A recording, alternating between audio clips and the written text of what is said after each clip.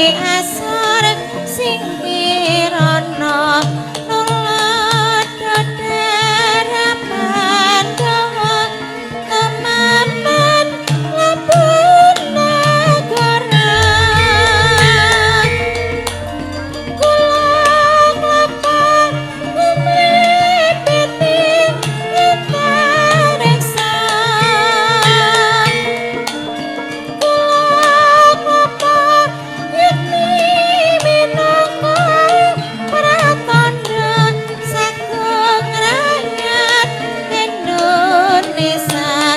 Malang wis nunggal karsa dedesaring Pancasila kaya main yang soksma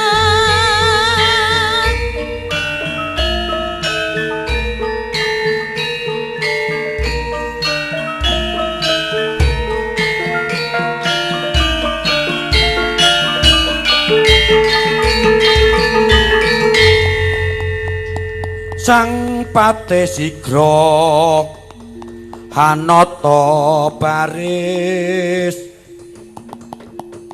nyawiji kumolong dampyak kumragut lampahe binarung swara hawatang kadhik kumalar ngeboke sorake kumuruh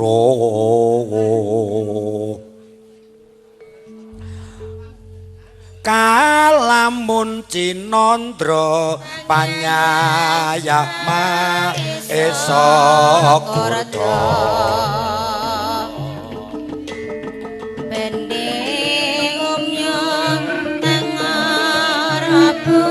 budaling wadya Gusti nata cara pardhan pisan cukup sama ngancur apa-apa napa tambat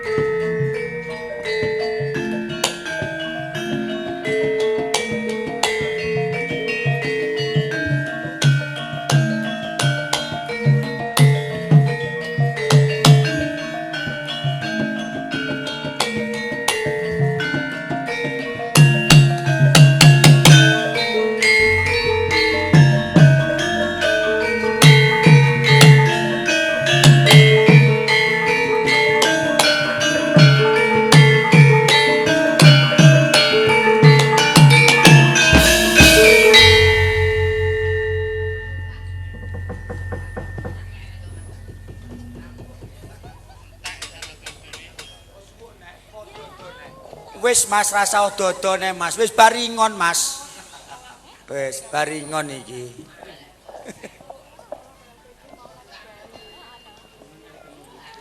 Nggih, Bapak Ibu sekalian mekaten kala wau menggah larasipun gending erang-erang begeleng. Sampun kepareng katur wonten ngersa handika sami. Bapak Ibu sekalian, dene kalenggan puniki tasih kepareng nyawiji kalian keluarga ageng Sangkan Paran. Ugi dipun abadhekaken kalian video syuting Maharani. Ugi sesarengan audio sound system mijil saking Pencol Pilang Jati padhe nika. Nggih, Putra Lestari Jati. Nggih, Pencol. Dene sesarengan radio RPK FM. Bapak Ibu sekalian kangge miargenging swasana dene kalenggan dalu puniki para kadang-kadang pelaku seni kathah sanget ingkang sampun kepareng rawuh. Dene mangke ugi kepareng dipun lajengaken mangke garapipun ugi wonten campur sarinipun mekaten. Nggih. Monggo menika kula nyuwun gungan swantenipun Mas Bayan Sangit kondangipun. Diwalik songo sik Mas Bayan. Nggih, diwalik songo riyin. Nika dulur kula nang saking Dasem nggih kathah sanget kae. Wo bose. Bose sapa? Om Sutris. Mumpung teko lah kuwi iki. Oh, iya. Anak buah ra tau mangkat njaluk dipecat. Ya.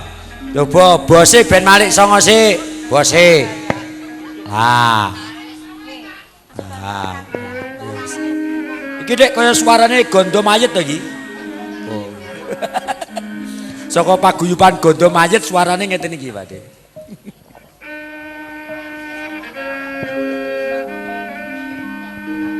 Madya latri wis awuri Yuang Candrapur nama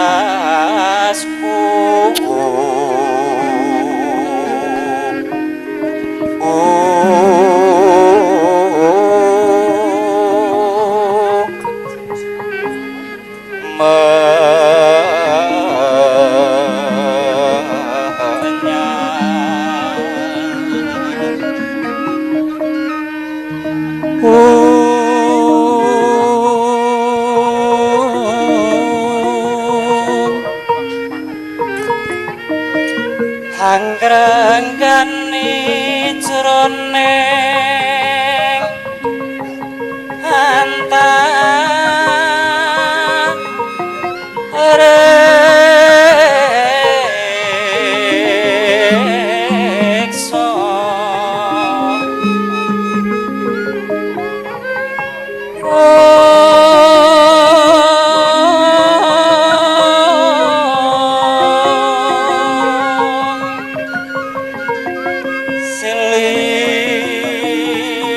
silir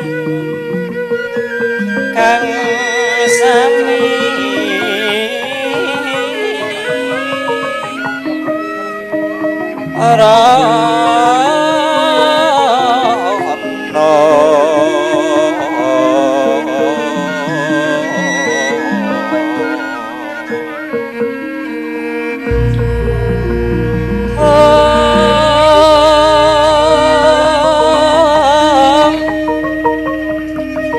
berengang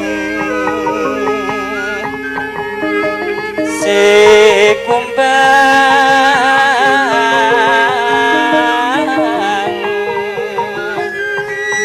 iku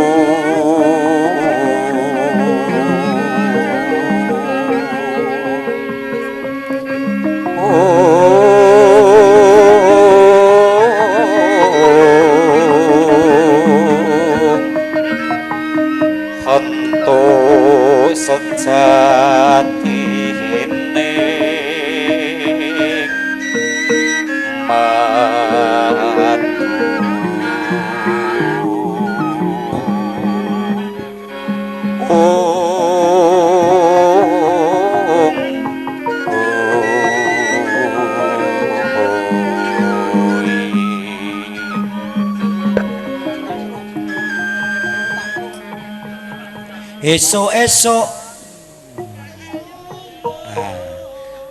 Mbak Ayu yo padha nutu. Cakepane wis suwek kabeh Mas Bayani.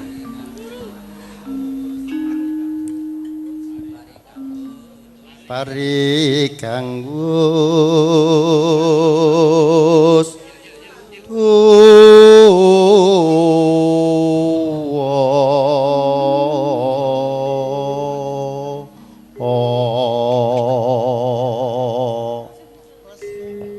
lesung alusu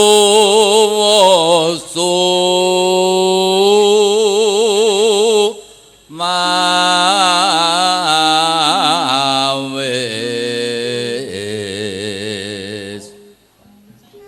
gokur pancen nyata Betari Sri dadi buka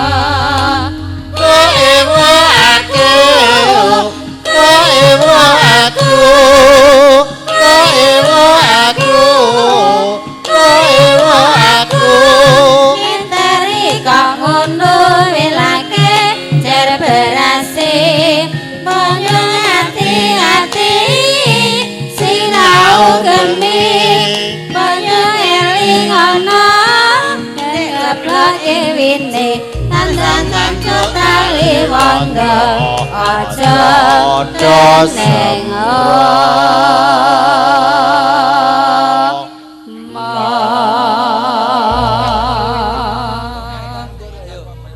hama kapur tandur subur loci nawi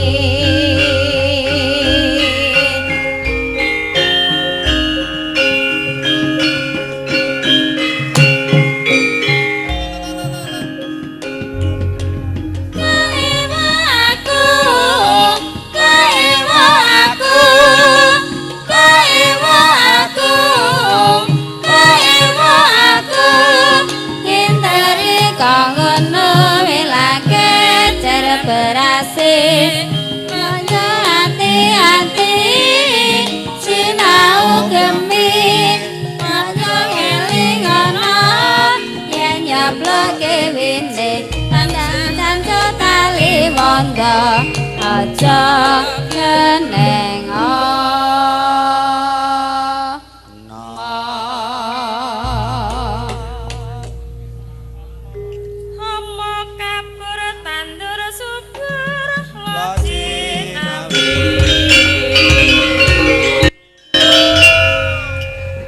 Iki mau saderengipun wonten penyanyi ngandhap rawuh. Kula niku ningali sinden dhuwur iki ketok ya ayu-ayu memper-memper ngono. Ning bareng teko sing ngisor kok sing lor dhewe dhuwur dhewe gak pati jelas ngono wae. Pating cruret ngono tak sawang kok ngisor. Bareng karo sing ngisor kok kadoan. Kacek selawe tetep pilih sing ngisor ya. Oh. cerewet kowe iki mo Lah iya. Lah demben kas payune ngendi kae? Ngabean miri kono ki. Tak jak dolan nang gunung ki dinyang 45 tak go mulih neh sing lor kidul kae. Sing lor kae. Mosok ayu-ayu ning kono 45 aku. 50 ra genep aku. Aku mulih neh. Ayo, monggo Mas Bayan, sangit. Niki Pak Lurah Krikilan nggih rawuh. Ya. Kathah sanget para pelaku seni. Iki. Monggo Mas Bayan. Nggih, matur nuwun Mas Tomo. Gandeng menika para kadang-kadang pelaku seni menika kathah, mangke kripik gedang, kripik tela, dum-dum Pakde Kemuk. Enek Mas Pono, Pakde Kemuk dan lain-lainnya dum-dum. Sulendro, monggo.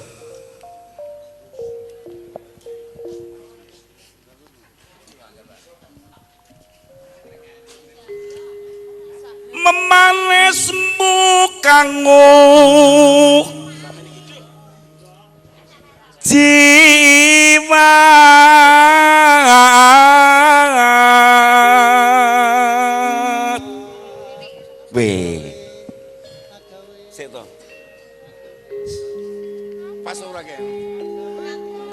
gaweru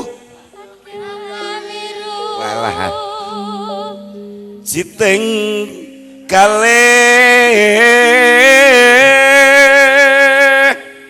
iki pas ora Mbah Kemuk kok wis gak krasa apa-apa pas karo ora mara apa kang si ngetyo gandeng koncone akeh oper umpamamu duta rokmi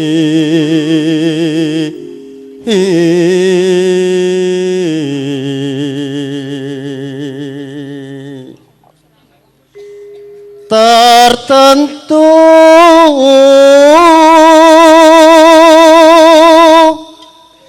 tak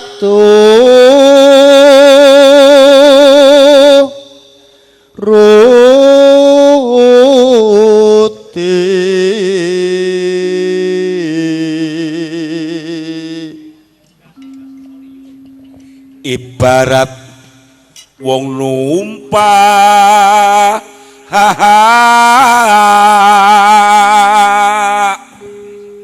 brau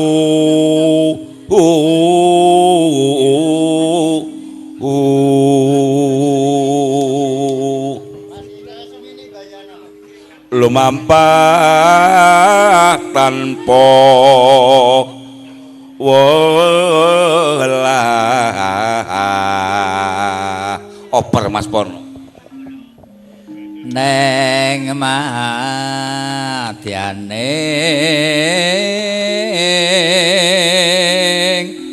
jala niti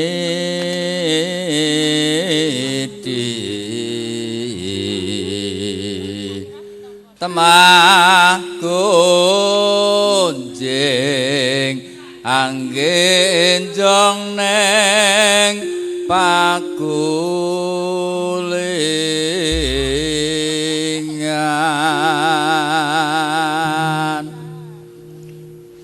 Sri Uneng Mustika Tuban Coba Ika Laturi jumeneng. Mbak Ika. Kaya pati marang Raden Wiratmaya kang wis prasetya Mas Tomo, mengke sing sampupu Mbak Rini. Sri Uneng tatan grahita kang ripta katange pribadi Wiratmaya putranira sira lawe adipati Tuban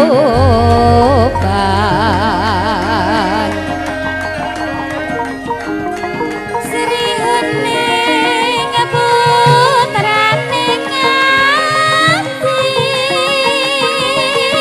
Wangsapati nalika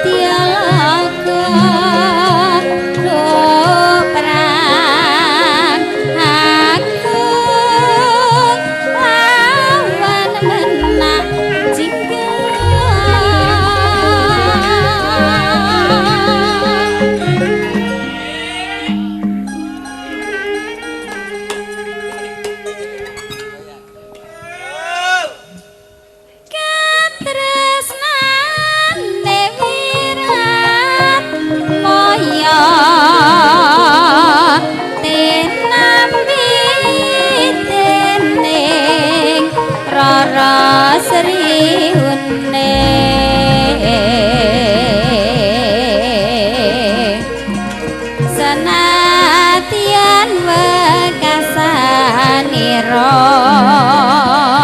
prapteng lena halabuh negara.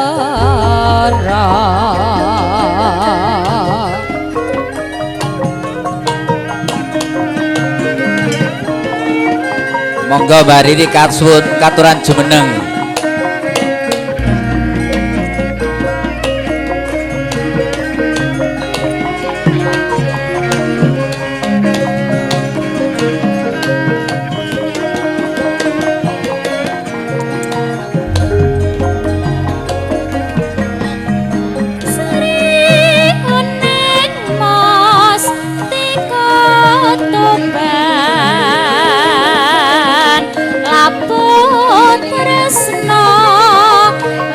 Sakaya pati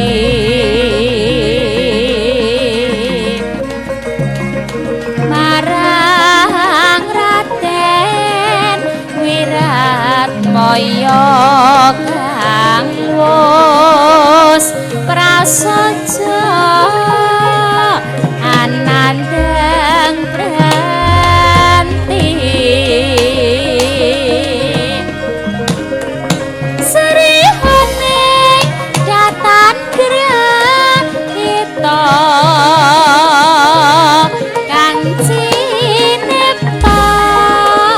kadange pribadi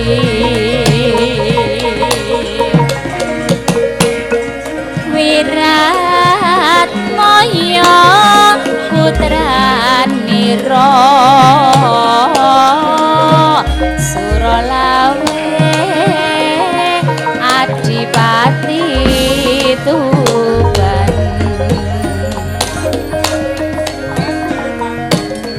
Sri uning putraning ati wangsa pati nalikane muni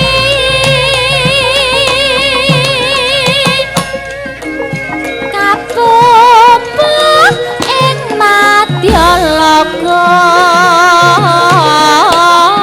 duk perang tanding lawan Minajingga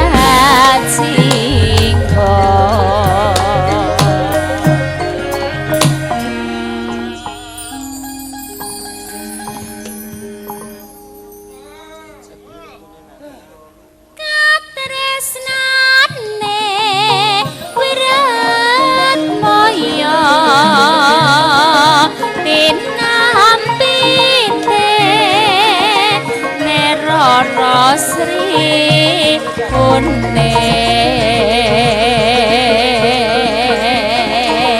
senatian wekasanira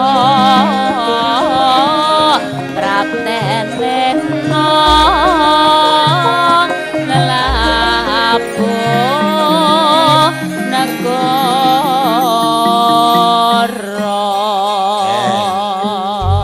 Bapak Ibu Monggo, sekalian Mas matur nuwun Tomo. sanget Mbak Riri. Nggih. Niki Mbak Yuika jenengan niki sampun nate pinten-pinten sowan wonten ing wilayah Sidoarjo. Mboten sah Bancinde Banciladan iki Pak Amin ya nagih karo kowe kon gambyong neng ngisor. Ya. Niki mangke Mbak Eni mandhap panggung mengke tutupanipun mari kangen mengke sing ngitung Pak Haji Fatur Rahman. Nggih. Niki mengke sing ngetang Pak Haji Fatur Rahman. Nggih, kalih Pak Amin sing kagungan kersa. Nah. Iki mangke monggo mandhap king panggung. Niki mak. Apa tak hitung sip yo Mi ajake aras-arasen Mi. Oh, ayo. Kam ndang medun Kak, suwen ki. Dadi yo somben kowe ning nggone Pak D Sugeng ya kowe kudu medun. Dek ben ning Dasem nggone Pak Sumidi ya medun. Iki nek ning ngisor kok sing kene gak ro, apike ning dhuwur kene. Ya kowe ning dhuwur kono.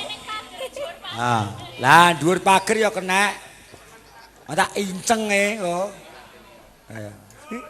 Ayo medun. Nah, mangga Mami Eni. Apa tak tuntun nggo abang-abang loro piye? Pak Haji, kon nuntun nggo abang-abang loro. Ora sah samar. Nun? Lho, ora sah pripun? Lah apa kepengin diitung apa ora iki? Ah, ngono.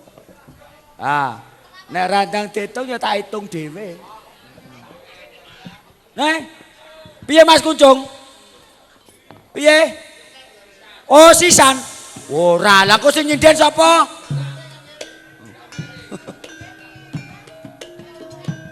Ah.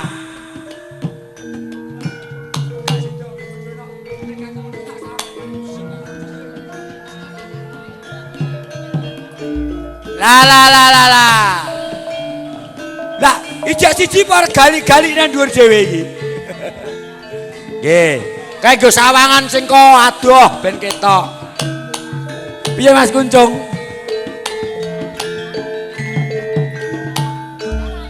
Lah. Pripun Mi? Mi sapa? Mami Eni. Ya. Yo. Mangga Ca. Arep nonton Jambyong komplit kridane 12 ke mari Mami kangen. Eni ya iki. Komplit. Ayo. Ya. Iki ngoten jeng bablas ki engko mari kangen, engko sing ngetang mengke Pak Haji Faturrahman. Oh ya. Nggih, ning ampun kesupen mangke tanggalipun 9 bulan April nggih, nomor 1.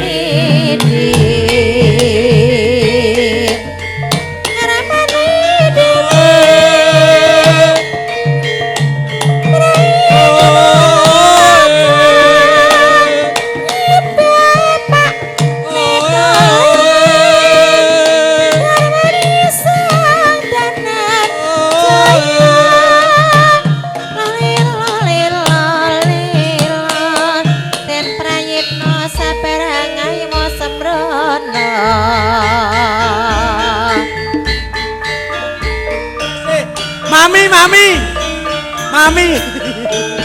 Lah, iki Pak Haji Fatur Rahman.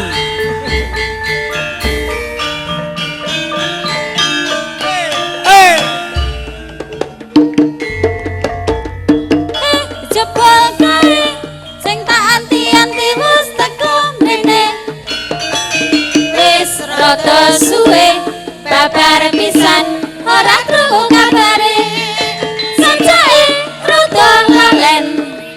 Mong tansah dadi impen yen pinuju geget ladi SMA berarti wis mari kangen muga-muga tansah tengen hatiku dadi tentrem amulat netra kang tajem mari kangen mulat sira netra tajem diajak miko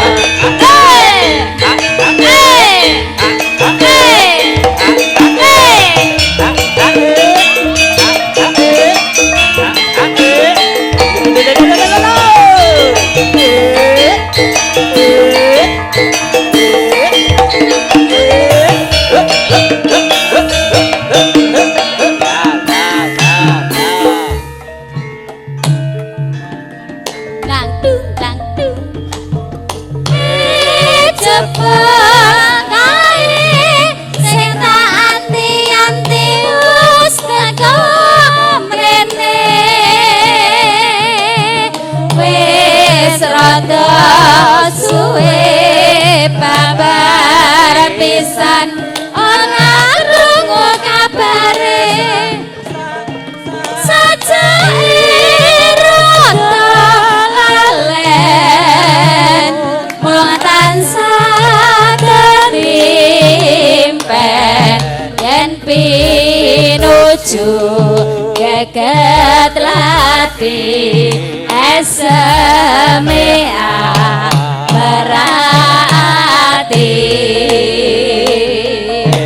wis mari kangen muga-muga tansah tengen atiku dadi tentrem amurat netra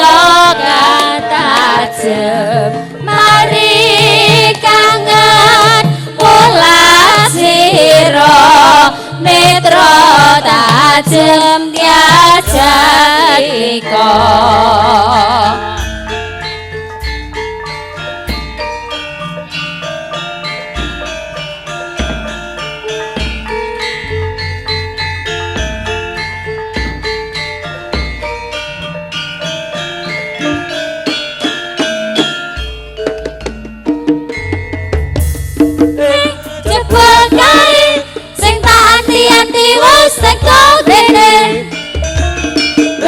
rada suwe babar pisan ora krungu kabare sajake rada lalen wong tansah dadi impen yen pinuju geget ladi SMA berarti wis mari kangen muga-muga tansah tengen atiku dadi tentrem amulat netra kang tajem mari kangen mulat sira netra tajem diajak miko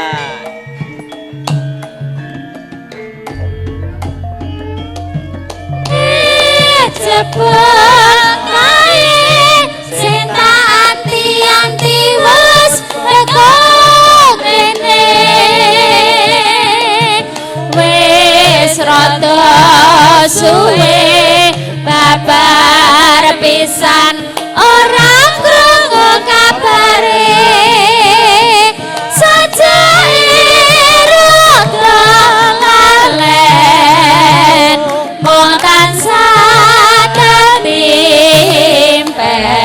yen pinuju geget lati SMA berarti wis mari kangen muga-muga tansah tekan atiku dadi tentrem amulat netra kantajem mari kangen mulat sira netra tajem diajat miko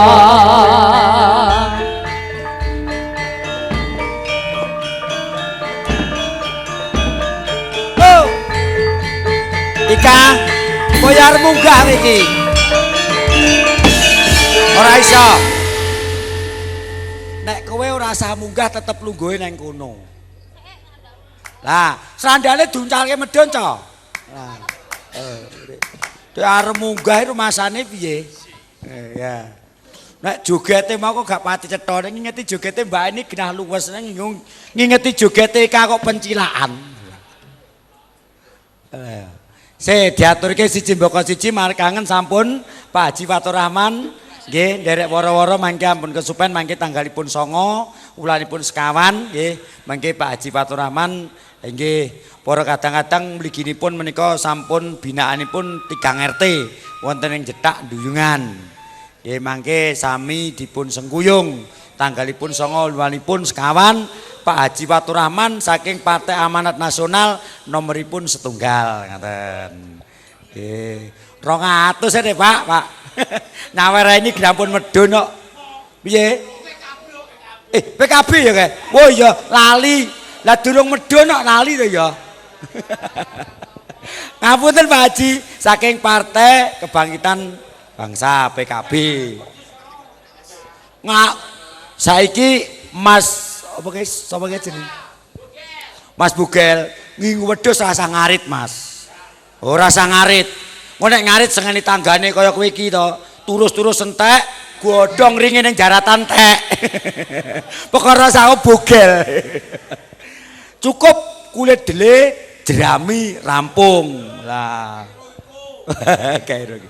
Nggih, setunggal mboko sawiji ngatur Om Jono lenggah kanthi merdikane penggalih monggo mangke kanca-kanca saking Kesatuan Polsek kula suwun donya swantenipun mangke Om Bambang sampun menika nggih. Nun. Oh, Pak Sarjono mangke orjenipun. Ah, ada dari Mas Bedor lho piye to? Nggih. Orjene Om Bedor kae. Heeh. Nggih. Pak Lurah krikilan riyen iki. Pak Narwan monggo Pak Narwan. Ketinggalipun gondonipun kala wau kula nggih sampun mambu nek Pak Lekek nggih rawuh teng sepundi wau. Monggo Pak Sunarwan. Nggih nyuwun pangapunten Mas Tomo.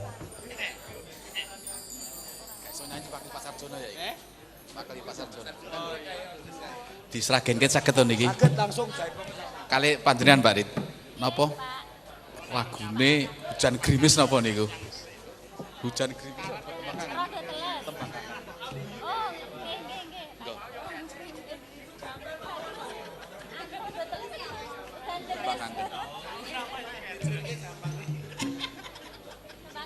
Nggih nggih.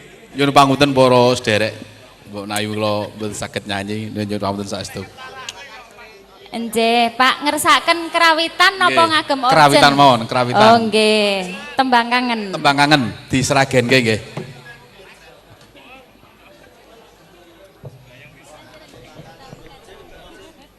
Tembang kangen. Nggih, tembang kangen.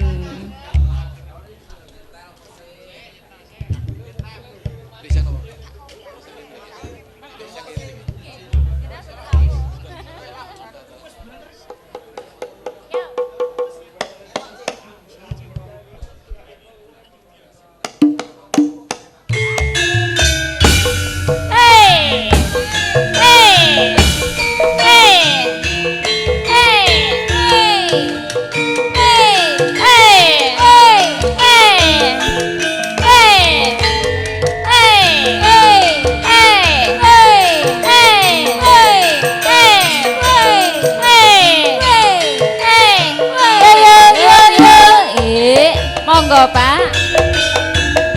Waya wengi hujan krimis ra wis banyu kang tumetes dadi saksi nggonku nangis wong sing tak tresnani tega ninggalake aku suwung jroning uripku yen ora ana sliramu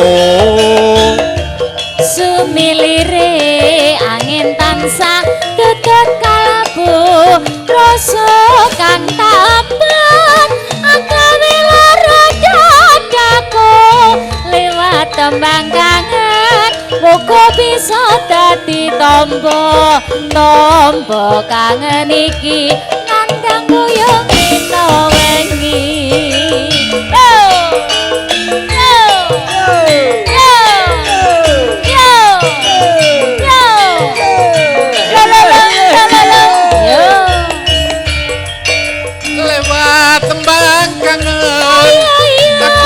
titip tresno apa pancen sliramu wis ora pirsa lewat tembang kangen aku titip sayang apa pancen sliramu ora bisa ilang apa lali apa pancen wis ra ngerti satenane aku tekan sesetya ngenteni balimu endah manis semu liwat tembang kangen iki wujud katresnanku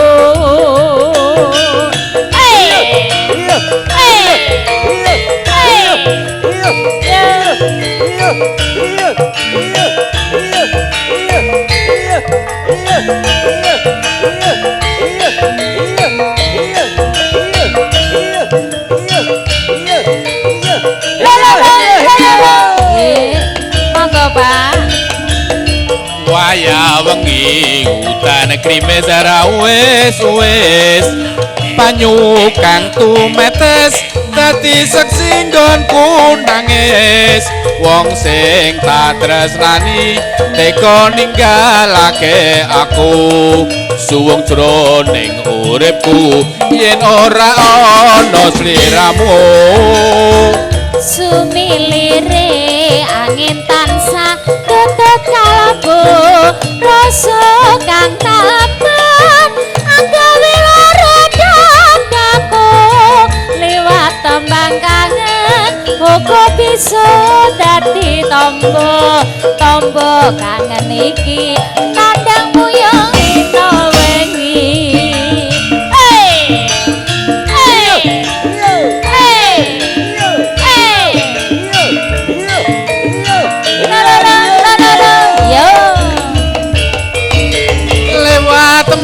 kangen aku titip tresno apa pancen sliramu wis ora pirsa lewat tembang kangen aku titip sayang apa pancen sliramu ora bisa ilang apa lali apa pancen wis ra ngerti satenane aku wong tansah setya ngenteni balimu endah manis semu liwat tembang kangen iki wujud katresnanku Mas Ngadi, Mas Tomo nyuwun sewu. ya ayo Yuwin. Amah kok glamoy. ayo ya iyo ya iyo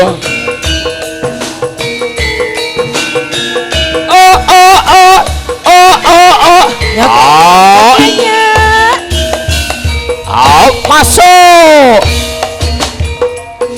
domba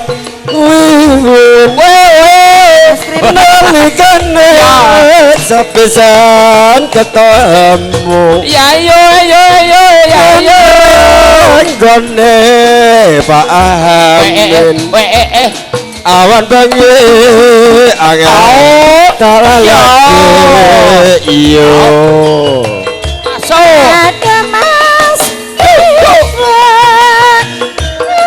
aku ora bisa lali kangen ning atiku kaya sumanding sliramu muga Gusti tansah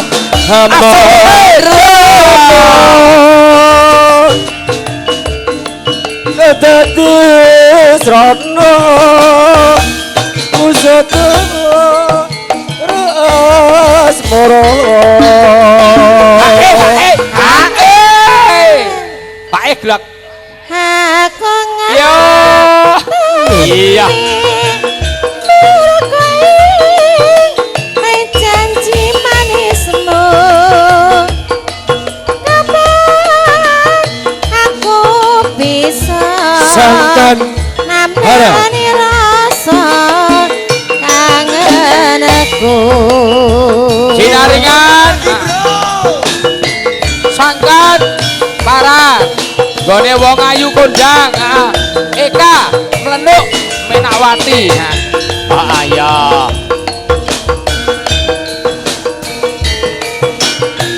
Pak Selamat oh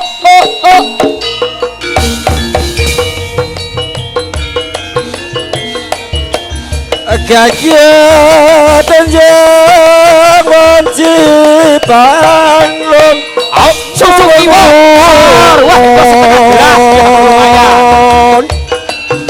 terus nyambut ngungun oke penyampun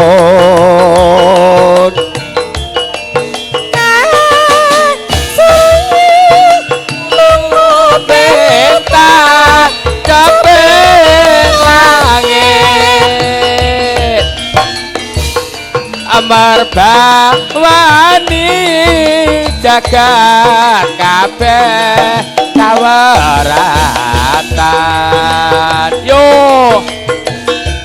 engkang mau doyo urip desa kong tunati asarho kartiko mangkodoyo yo win saya iya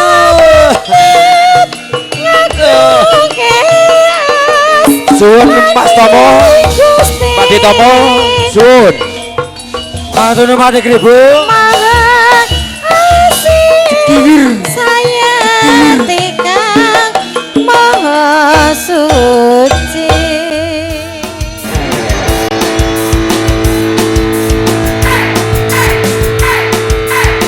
oplosan